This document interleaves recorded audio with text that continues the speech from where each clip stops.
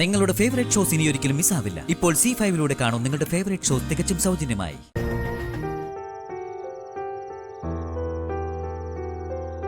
വിക്രം ഒരു നല്ല മനുഷ്യനാണ്. കണ്ടതല്ലേ, കോടിക്കണക്കിനുള്ള ടേൺ ഓവറിന്റെ കണക്കിനല്ല, സാധുജനങ്ങൾക്ക് സൗജന്യമായി വിതരണം ചെയ്ത ലാഭമില്ലാത്ത കണക്കിനാണ് അവിടെ പ്രാധാന്യം. അങ്ങനെയുള്ളൊരു കമ്പനി ഇക്കാലത്ത് വേറെ എവിടെയാ ഉള്ളത്? കണക്കറ്റ പണവും കൈ അയച്ച സഹായവും തമ്മിൽ ഒന്നിച്ചു പോവാറില്ല. പക്ഷെ വിക്രമിന്റെ കാര്യത്തിൽ ഇത് രണ്ടും ഒത്തുപോകുന്നുണ്ട്. അതാണ് ഞാൻ കാണുന്ന ഏറ്റവും വലിയ ഗുണം. എന്താ, ശരിയല്ലേ ചന്ദ്രു? ശരിയാണ്. തന്നെക്കുറിച്ച് കൂടുതൽ അന്വേഷിച്ചിട്ട് മതി വിവാഹം എന്ന് വിക്രം പറയുന്നുണ്ടല്ലോ. തന്റെ പേരിൽ അഴിമതികളോ കള്ളത്തരങ്ങളോ ഒന്നുമില്ല എന്ന് ശരിക്കും ബോധ്യമുള്ളതുകൊണ്ടാ അന്വേഷിക്കണം എന്നിങ്ങനെ ആവർത്തിച്ചുകൊണ്ടിരിക്കുന്നത്. അങ്ങനെയല്ലേ? ആ, പിന്നെന്താ തന്റെ ഇരിപ്പ് കണ്ടിട്ട് എന്തോ ഒരു ശരികേടുള്ളത് പോലെ?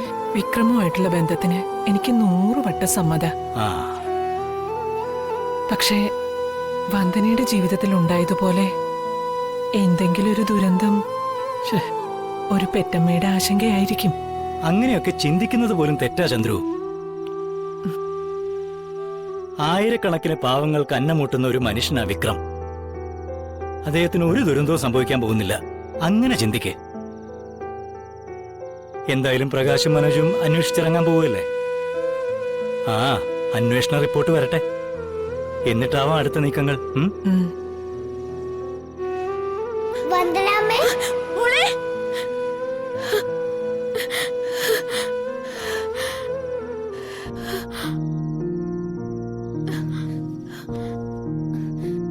എന്താ ചേച്ചി?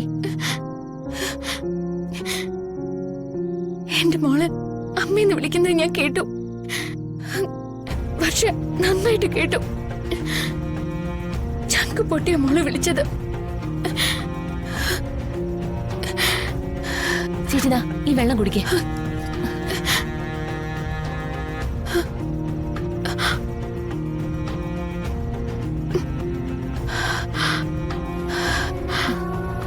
എന്റെ മോൾക്ക് എന്തോ സംഭവിച്ചിട്ടുണ്ട്. അവൾ എന്നെ കാണാൻ വല്ലത് കൊതിക്കുന്നുണ്ട്. ചേച്ചി ദിയമോളെ തന്നെ ഓർത്തോണ്ടല്ലേ ഉറങ്ങാൻ കിടന്നത്? അതുകൊണ്ടാ. അപ്പോ ഇങ്ങനെയുള്ള സ്വപ്നങ്ങളൊക്കെ കാണുന്നത് സ്വാഭാവികം.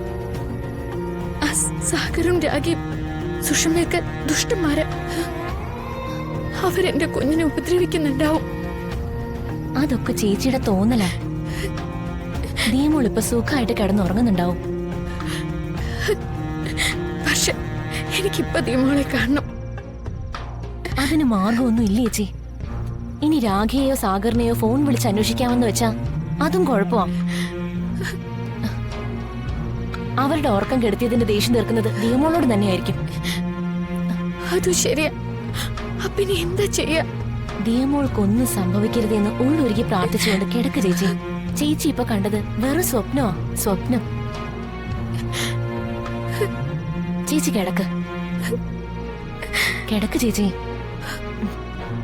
കിടക്ക്.